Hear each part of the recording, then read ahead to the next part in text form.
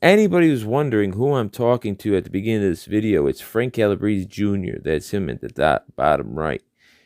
Frank Calabrese Sr., his father, is at the top left. The book's name is Operation Family Secrets, How a Mobster's Son and the FBI Brought Down Chicago's Murderous Crime Family, Frank Calabrese Jr. It is an unbelievable read. It is one of my favorite books. I have this book, and then there's another book called The Making of an LA Gang Member, or Gangbanger by Sinika Shakur, or Monster was a street name, and then Underboss by Sammy Gravano. Those are my favorite books. But Frank has a page, or a website called Family Secrets Tours. I'll put it in the description. Anybody that wants to get this book, you could try and get it, a signed autographed copy, through Family Secrets Tours. Frank will reply back to you, but I don't know if he has any books in stock. If not, you go to Amazon.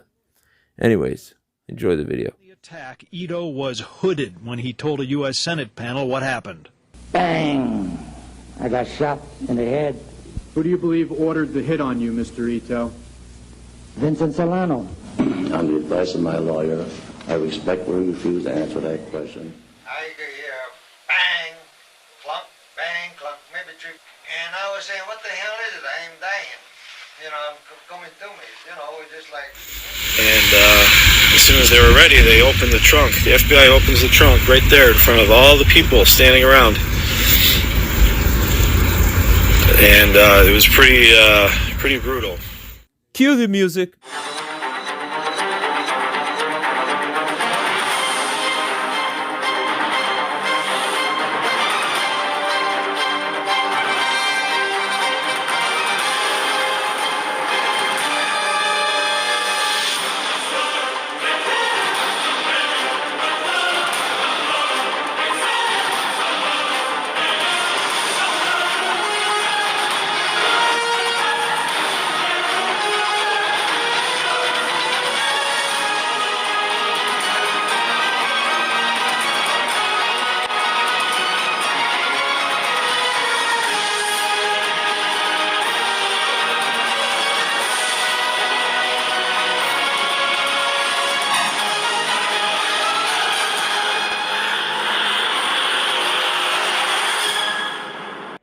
Now, the history of that gun is, my Uncle Nick, when he was younger, he worked on the grounds crew at Wrigley Field for the Chicago Cubs.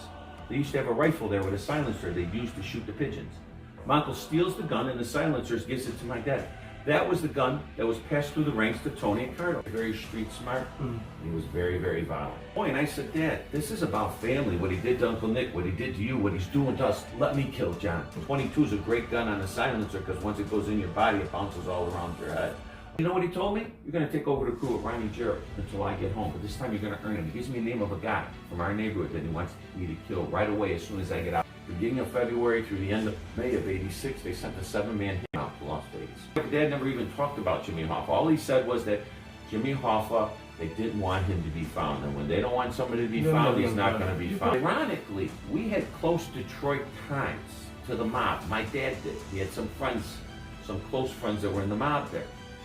With the Freedom of Information Act a handful of years ago, Chuck Gowdy came out and showed that that my dad was a major person of interest in the disappearance of Jimmy Hoffa. Okay. So you remember that scene from Casino where Tony stabs the guy with the pen? I'm going to wait till he gets home after me from prison. I'm going to kill him. He tried to kill me once before because I didn't want to do what he had to say to do. And do you think that would ever happen? Do you think he would have actually pulled the trigger? Yeah. Oh yeah, 100%. No doubt in my mind. Him himself? Yes.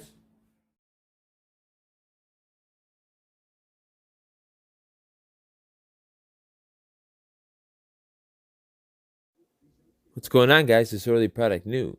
That man with his head bandages, Ken Ito, with his nickname being Tokyo Joe, he's being surrounded and protected by police.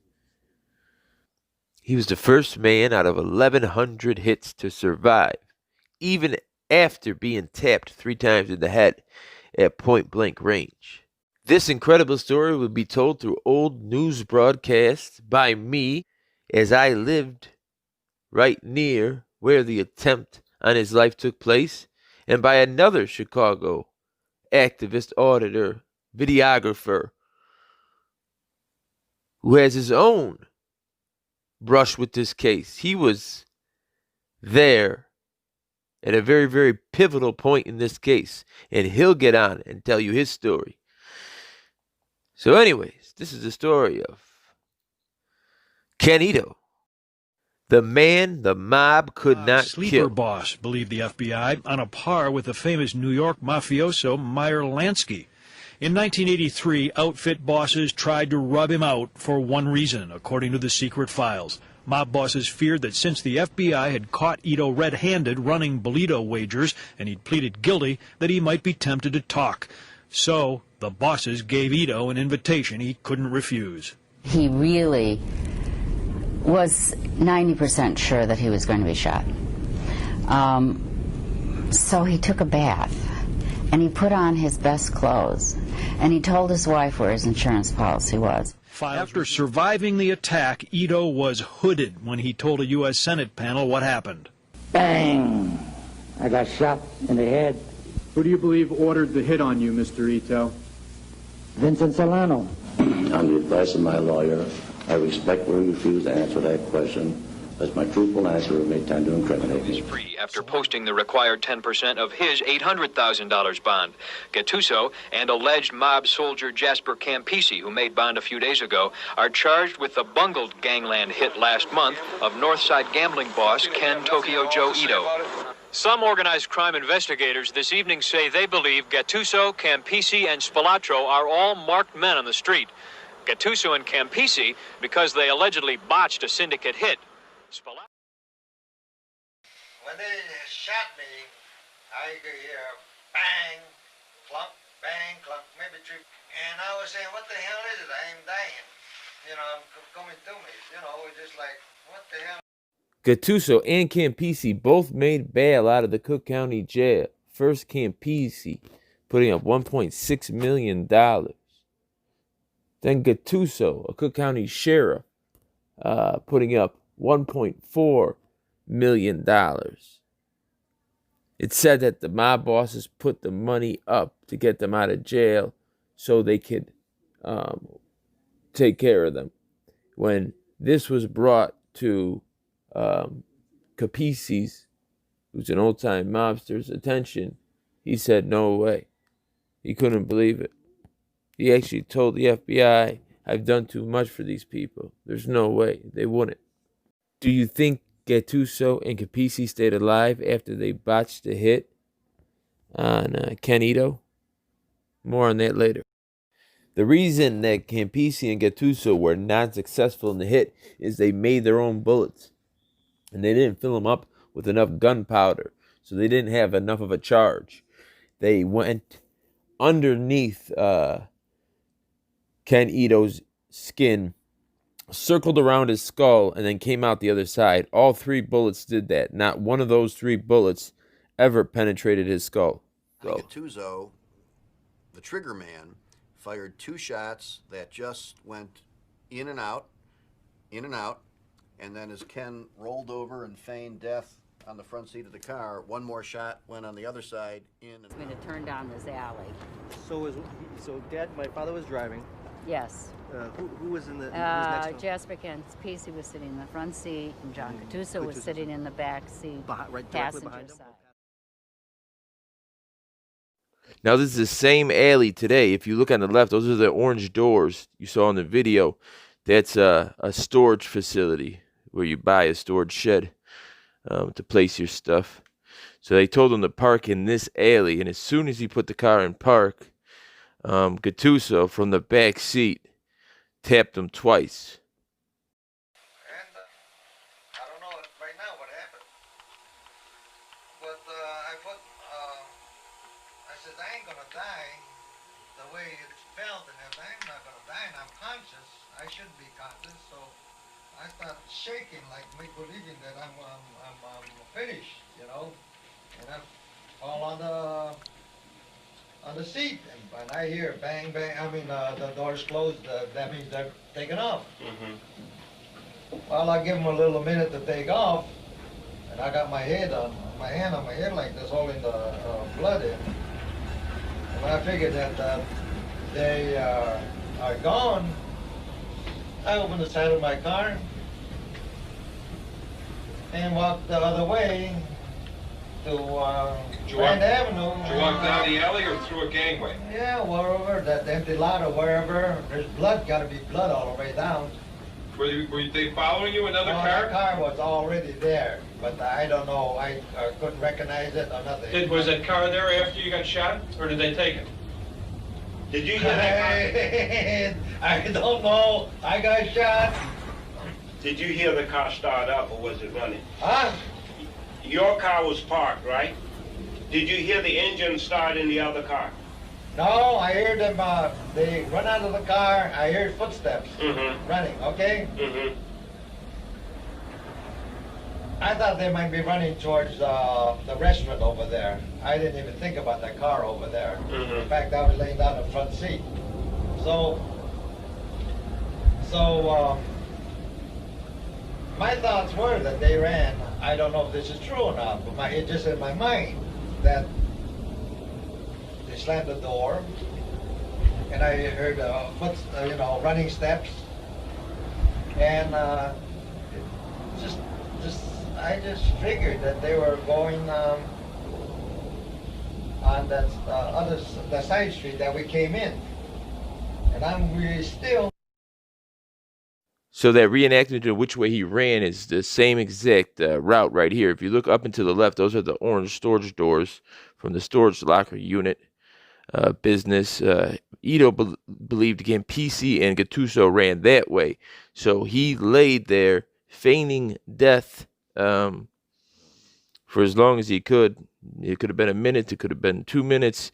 And when he thought it was time, or he thought the coast was clear, he got up, holding his head, and he started running towards Grand Avenue. Grand Avenue is the main street to the left here, you'll see.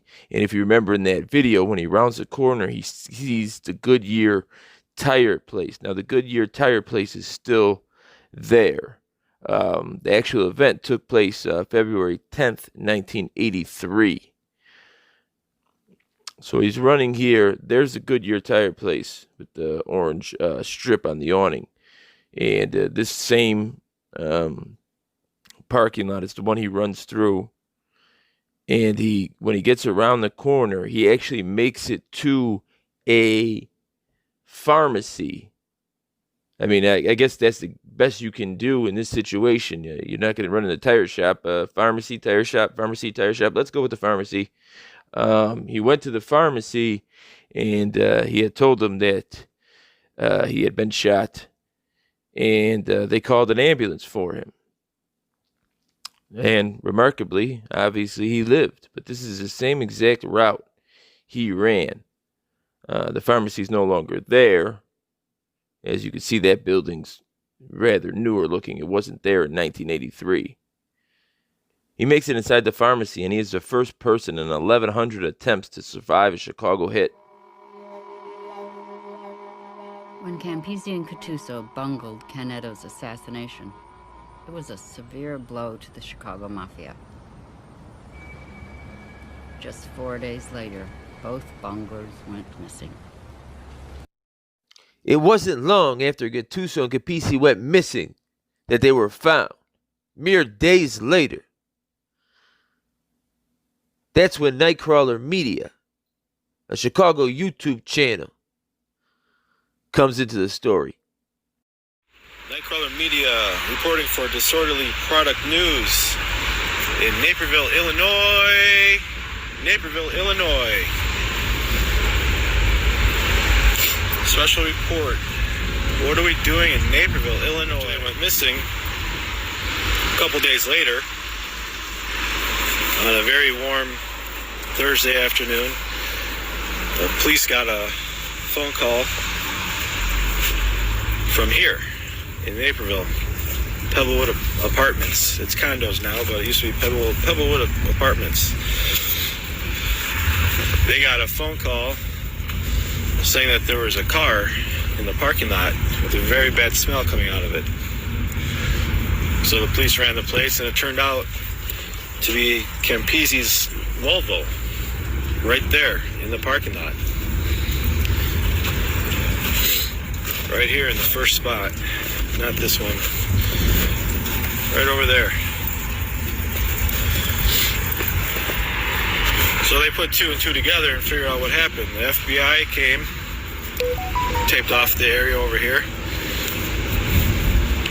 And so what happened was, this is really close to I-88, but that goes to Chicago, to and from Chicago. So they came up after the hit. They came up I-5 at the time, took the first exit, came down the road to the first residential area they could find, pulled into the parking lot, into the first parking spot they could find, and left the car with the 2 hitmen inside, Campisi and Cattuso.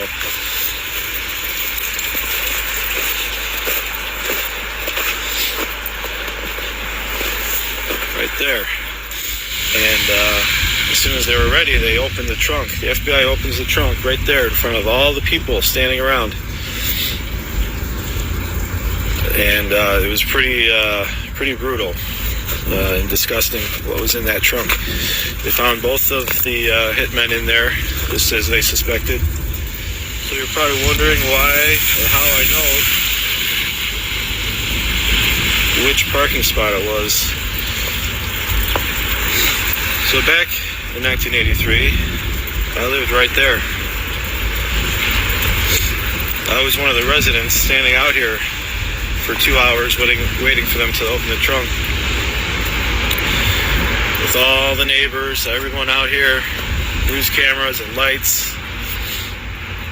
Jasper Campisi's, the trunk of his car, it had been parked in a suburban parking lot, and it was really very hot during those 7 days. And that's the story of Ken Tokyo Joe Ito, the man the mob could not hit. He lived until he was 83. Died. Natural causes in Georgia. My name's Disorderly Product News for Nightcrawler Media. Saying good night.